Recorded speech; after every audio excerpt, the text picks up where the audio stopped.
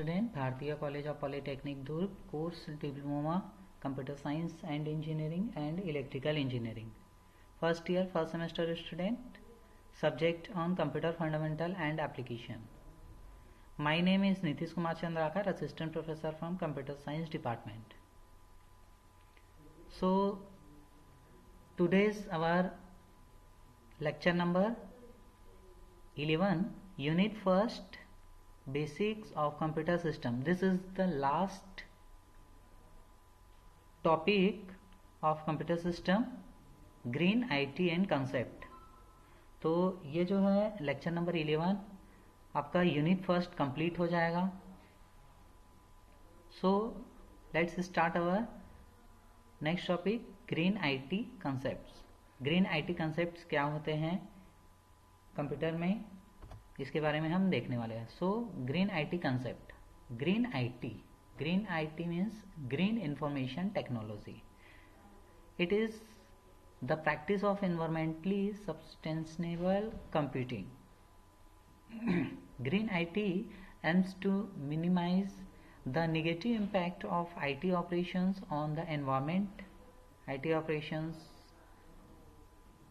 जो रहते हैं environment पर, तो उसमें negative impact प्रोड्यूस करता है by designing, manufacturing, operating and disposing of the computers and computer related products in the environmentally friendly manner. So computers related जितने भी प्रोडक्ट्स रहते हैं वो एनवायरमेंट को काफ़ी एक तरह से नुकसान भी पहुंचा सकते हैं अगर हम उसका डिस्पोज ना करें तो. So the motives behind green IT practices include reducing the use of hazardous material, maximizing energy efficiency during the product's lifetime, and promoting the biodegradability of unused and outdated products. तो एक तरह से IT field में जितने भी use होने वाले जो कंप्यूटर रिलेटेड प्रोडक्ट्स हैं, अगर हम उसका डिस्पोज ना करें और उससे निकलने वाले जो हैजार्डस मटेरियल्स हैं, रेज हैं, तो वो भी हमारे इन्वायरमेंट को एक तरह से नुकसान पहुंचा सकता है. So concept of IT, green IT. The concept of green IT emerged in 1992. 1992 में इमर्ज्ड हुआ था when the US environmental protection energy launched energy star.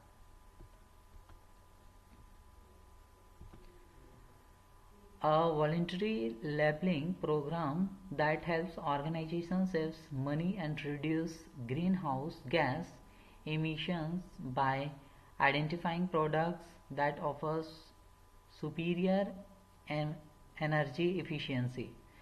So green IT का कंसेप्ट जो है वो 1992 में यूएस एनवायरमेंटल के थ्रू लाया गया. उन्हीं के द्वारा ये कंसेप्ट डिज़ाइन किया गया है, जो कि प्रोटेक्शन एजेंसी था, एक एनवायरमेंटल प्रोटेक्शन एजेंसी के द्वारा लॉन्च किया गया था और उस का नाम था एनर्जी स्टार करके. सो एक तरह का एक ऐसा प्रोग्राम या एक ऐसा ऑर्गेनाइजेशन था जो हेल्प करता था मनी और ग्रीन हाउस गैस से जो इमिशन होते हैं उसको रिड्यूस करने का एक ऑर्गेनाइजेशन था. सो other components of green IT include the redesign of data centers. जो अदर कंपोनेंट था ग्रीन आईटी का, उसमें डेटा सेंटर्स को डिज़ाइन करना इंक्लूड किया गया and growing popularity of virtualization, green networking and cloud computing. तो जो पॉपुलर और ग्रो किया गया जो पॉपुलरिटीज़ था, जो वर्चुअलाइजेशन का, ग्रीन नेटवर्किंग का और जो क्लाउड कंप्यूटिंग का, उसको और पॉपुलर बनाया गया. So next topic, ergonomics. So what is the concept of ergonomics. तो इसके पहले हमने ग्रीन आईटी का कंसेप्ट देखा, ये कंसेप्ट कंप्लीट हो गया. And next topic ergonomics syllabus में देखेंगे. आपको लास्ट टॉपिक जो है एर्गोनॉमिक्स मिलेगा ग्रीन आईटी कंसेप्ट में। सो एर्गोनॉमिक्स क्या होते हैं? एर्गोनॉमिक्स और human factors is the scientific discipline concerned with the understanding of interaction among humans and other elements of a system. So ergonomics का concept जो होता है वो human factors से होता है और ये जो है interaction कराता है, understanding of interaction among humans and other elements of a system. Human और other element of system के जो other elements होते हैं उनके बीच एक तरह से अंडरस्टैंडिंग कराता है, इंट्रैक्शन कराता है। And the professions that applies theory, principles, data and methods to design in order to optimize human wellbeing and overall system performance. तो ये एक तरह का प्रोफेशन है जिसमें अप्लाई होता है थ्योरीज, प्रिंसिपल्स, डेटा और मेथड्स जो होते हैं। तो ये जो है ओवरऑल सिस्टम के परफॉर्मेंस पे बेस्ड होते हैं। So the word ergonomics comes from the Greek word. Ergonomics जो है वो वर्ड ग्रीक वर्ड से आया है। ग्रीक वर्ड एर्गॉन से आया है। Ergon which means work. Ergon means क्या होता है? Work. And nomos, nomos means होता है laws. So work law, it's essentially the law of work. So ergonomics का मतलब हुआ law of works और science of work। साइंस कैसे वर्क करता है, लॉ कैसे बनते हैं, तो इसके लिए इसका मीनिंग हुआ ergonomics का मान। So good ergonomics design removes incompatibilities between the work and the worker and creates the optimal work environment। बहुत कम समय में ऑप्टिमल वर्क एनवायरनमेंट के थ्रू हम कैसे गुड एर्गोनॉमिक्स डिज़ाइन कर सकते हैं इसके बारे में होता है। So ergonomics draws on many disciplines to optimise the interaction between the work environment and the workers. तो किसी भी वर्क एनवायरनमेंट में वर्कर कैसे वर्क करेंगे इसके बारे में इंटरेक्शन प्रोवाइड कराता है ergonomics. So, our next topic, concept of carbon footprint। तो कार्बन फुटप्रिंट जो है वो क्या होते हैं और इसका कंसेप्ट क्या है वो देखेंगे। So a carbon footprint is the total amount of green house gas emissions that come from the production, use and end of life of the product और सर्विसेज। तो ये जो कार्बन फुटप्रिंट होता है वो जितने भी प्रोडक्शंस होते हैं हमारे लाइफ साइकिल में, हम जो घरेलू चीज़ या हम अपनी जीवन में जितने भी प्रोडक्ट यूज़ करते हैं और जो भी सर्विसेज लेते हैं, तो उससे क्या होते हैं, carbon footprint is the total amount of green house gas emissions. मतलब टोटल ग्रीन हाउस को नुकसान पहुंचाता है, तो वही जो अमाउंट रहता है, total amount of green house gas, that is called carbon footprint. includes carbon dioxide, that gas most commonly emitted by humans or other, including methane, nitrous oxide and fluorinated gases which trap heat in the atmosphere causing global warming। so global warming के लिए कौन कौन से gas जो है वो जिम्मेदार होते हैं? कार्बन डाइऑक्साइड हो गए, मैथेन हो गए, नाइट्रस ऑक्साइड हो गए, फ्लोरिनेटेड गैसेस हो गए। तो ये जितने भी गैसेस हैं जो ह्यूमन के द्वारा कहीं ना कहीं से प्रोड्यूस, ह्यूमन भी इसके लिए जिम्मेदार होते हैं प्रोड्यूस करने के लिए। क्योंकि आजकल जितने भी गाड़ी हो गए, एसीज से भी जो हानिकारक गैसेस निकलते हैं, कार हो गए, कार और जितने भी कंपनीज हैं, बड़े बड़े कंपनीज हैं और जो भी आईटी सेक्टर्स हैं, तो इनमें से जो इमिशंस जो निकलते हैं, जो गैसेस जो निकलते हैं, वो हमारे इन्वायरमेंटल के लिए वो काफ़ी नुकसानदायक होते हैं। तो वही एक साल में जो total amount of green house gas emission होता है that is called carbon footprint. उसी को कार्बन फुटप्रिंट कहा जाता है, जिससे ग्लोबल वार्मिंग की समस्या आती है। Usually the bulk of the individual carbon footprint will come from transportation, housing and food। तो अगर हम bulk of individual carbon footprint की बात करें तो ये जो है वो ज़्यादातर ट्रांसपोर्टेशन से होता है। ट्रांसपोर्टेशन में जितने भी व्हीकल वगैरह यूज़ होते हैं उससे जो पॉल्यूशन जो निकलते हैं। हाउस घरों में जो गैसेस यूज़ होते हैं उनमें भी मेथेन गैस, प्रोपेन गैस होते हैं। एंड फूड, जो हम खाने पीने के जो सामान रहते हैं उसमें भी गैसेस रहते हैं। ठीक है, तो ये सारे भी गैसेस जो होते हैं वो एक तरह से इन्वायरमेंटल के लिए नुकसानदायक होते हैं, और यही इंडिविजुअल जो है वो आपका कार्बन फुटप्रिंट कहलाता है।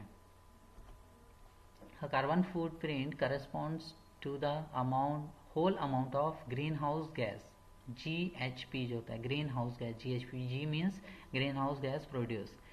तो ये जितने भी प्रोडक्ट्स होते हैं वो ग्रीन हाउस गैसेस प्रोड्यूस करते हैं डायरेक्टली और इनडायरेक्टली। अब डायरेक्टली भी बोल सकते हो और इनडायरेक्टली भी बोल सकते हो। Support a person's lifestyle and activities. Carbon footprints are usually measured to equivalent tons of CO2। जो CO2 कार्बन डाइऑक्साइड का जो टन्स होता है उसके इक्विवेलेंट होते हैं। So during the period of year, एक साल में जितने भी कार्बन डाइऑक्साइड गैसेस रिलीज होते हैं वो इन्वायरमेंट के लिए बहुत ही नुकसानदायक होते हैं, जिससे कार्बन फुटप्रिंट की समस्या जो है आती है। And they can be associated with an individual, an organization, a product और एन इवेंट अमंग अदर्स। और ये इंडिविजुअल भी होता है, इंडिविजुअल भी प्रोड्यूस हो सकते हैं ह्यूमन के द्वारा। कोई भी एक ऑर्गेनाइजेशन की बात करें तो वहाँ से भी प्रोड्यूस होते हैं ये गैसेस। कोई भी प्रोडक्ट यूज़ कर रहे हैं तो उससे में भी, बहुत सारे प्रोडक्ट्स में भी इस तरह के गैसेस होते हैं, और इवेंट्स और अदर एक्सेट्रा। तो ये सभी जो है वो प्रोड्यूस करते हैं। Carbon footprints is total amount of green house gas emissions that comes from the production use. Same है, पिछला हम देखे वही सेम लाइन लिखा हुआ है। So a carbon footprint corresponds to the whole amount of green house gases. ये भी सेम है, सेम रिपीट हो गया यहाँ पे। The green house gas whose sum results in carbon footprint can come from the production and consumptions of fossil fuels, food, manufactured goods, materials, road and transportation। So greenhouse gas जो है वो sum होते हैं किसका, इन carbon footprint. Can comes from the production, जितने भी productions होते हैं, कंजप्शंस होते हैं, फॉसिल फ्यूल्स हो गए, फॉसिल फ्यूल्स का कंजप्शन हो गया, फूड कंजप्शन हो गया, manufacturer good consumption, material consumption, road transportation, ये सारे जो है उसका सम होता है। And despite its important, carbon footprints are difficult to calculate exactly due to poor knowledge and short data regarding the complex interaction between contributing process, including the influence of natural processes and that store and release carbon dioxide। So this is the concept of carbon footprint। You can start a process by calculating your carbon footprint here। हम यहाँ से देख सकते हैं कि हम अपने पूरे लाइफ में किस तरह से कार्बन फुटप्रिंट कैलकुलेट करेंगे। तो इसको कैलकुलेट करने के लिए approximately how many meals you travel by car, बस, ट्रेन एंड प्लेन। हमें अप्रॉक्सीमेटली ये पता होना चाहिए कि हम एक दिन में या एक साल में कितना ट्रैवल करते हैं कार से, बस से, ट्रेन से और प्लेन से। सेकंड होता है energy usage in your home, हम अपने घरों में कितना एनर्जी कंजप्शन करते हैं, यूज़ करते हैं। Third, how much you spend shopping, कितने हम शॉपिंग में खर्च करते हैं। And the composition of your diet, हम अपने डाइट के लिए कितना कंपोजिशन करते हैं। सो ये ओवरऑल इससे पता चल जाएगा कि हम कितना कार्बन फुटप्रिंट पैदा कर रहे हैं, प्रोड्यूस कर रहे हैं। सो our next topic, computer e-waste, its toxic constituents। So e-waste means electronic waste। अब इलेक्ट्रॉनिक वेस्ट क्या होता है? इलेक्ट्रॉनिक वेस्ट या e waste is one of the emerging problem in developed and developing countries world wide.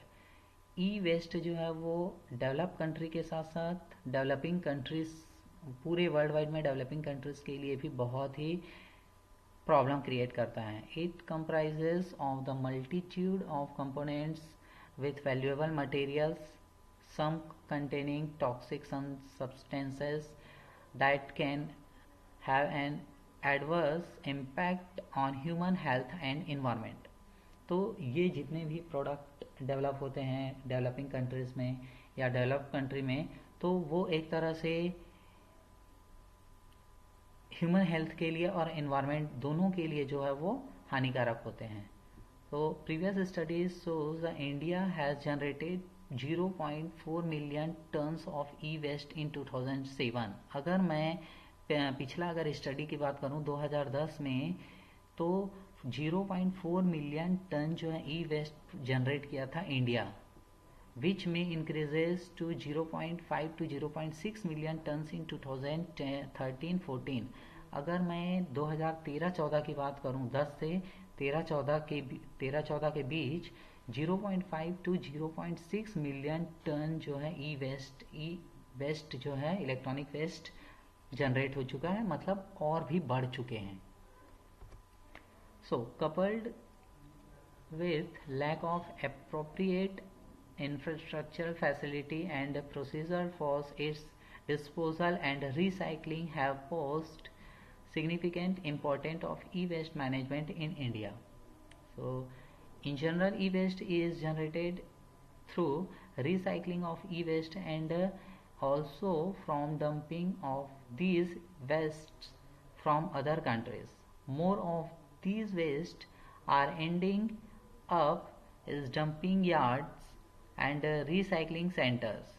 तो इस तरह से इसमें रिसाइकलिंग करने की ज़रूरत है। हमको जो इलेक्ट्रॉनिक वेस्ट हैं उसको, प्रोडक्ट को बाहर ना फेंक के उसको रिसाइकल करना चाहिए। अदरवाइज दूसरे कंट्री अमेरिका की बात करें तो अमेरिका क्या करते हैं, जो वहाँ पे महासागर है वहाँ पे क्या कर दिया जाता है, उस ई वेस्ट को फेंक दिए जाते हैं, डिस्ट्रॉय करने, उसको रिसाइकल करने के बजाय फेंक दिया जाता है, तो वो सागर में क्या हो जाते हैं, चले जाते हैं। तो इस तरह से वो वहाँ एनवायरनमेंट के लिए भी वो हानिकारक होता है और एक तरह से ह्यूमन के हेल्थ में भी इफेक्ट पैदा करते हैं। तो वो ना करके हमको उस इलेक्ट्रॉनिक वेस्ट को, जो ई वेस्ट है इलेक्ट्रॉनिक वेस्ट, उसको रिसाइकल करने की ज़रूरत है। सो इन्वायरमेंटल एंड हेल्थ हैजार्ड। तो कंप्यूटर ई वेस्ट कंपोनेंट में आपके कैथोड रे ट्यूब होते हैं, प्रिंटर सर्किट बोर्ड्स होते हैं, dismantled printed circuit board processing होते हैं। तो इसमें ये सारी चीज़ जो है वो हैजार्डस होता है, potential occupational hazardous, siliceous, breaking, removal of copper yoke and dumping. So these are the environment and health hazards. Chips and other gold plate compounds, plastic from the computer and peripheral, secondary steel, copper and precious metal, smelting wires. So these are the computer e waste components. इसके ये सभी basic वो है, इसके आप देख लेंगे। सो इस तरह से यूनिट फर्स्ट कंप्लीट हो गया। आई होप यूनिट फर्स्ट आप लोग को अच्छे से समझ में आया होगा। ये लेक्चर नंबर 11 था। अगर lecture number first to lecture number 11 या ओवरऑल यूनिट फर्स्ट में अगर किसी भी टॉपिक पे कुछ डाउट हैं तो आप कॉल करके इस नंबर पे, दिए गए नंबर पे कॉल करके आप पूछ सकते हैं। So thank you.